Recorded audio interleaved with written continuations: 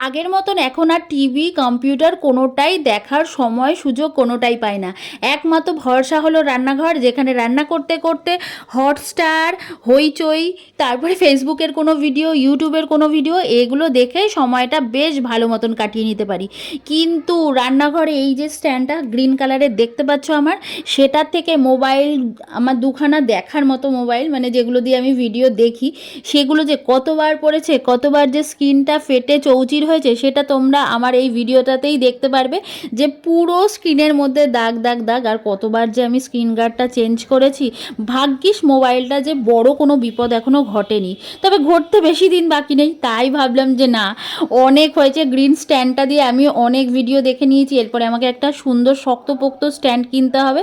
তাই অনেক দিন ধরেই সার্চ করছিলাম যে কোন স্ট্যান্ডটা ভালো হয়, যাতে আমার একটু হাতের ধাক্কা বা গুঁতো লেগে সেটা পড়বে না।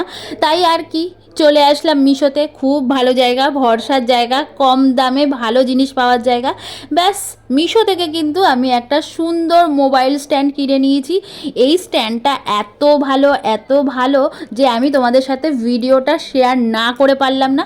দেখো, আমি জানি আমার মতনই কিন্তু এখন বেশিরভাগ পাবলিক, কারণ কারুরই হাতে সেরম সময় সুযোগ নেই যে ঘরে বসে টিভি দেখবে বা কম্পিউটার দেখবে। রান্না করতে করতে বেশ মজাদার সিনগুলো আমরা উপভোগ করতেই পারি।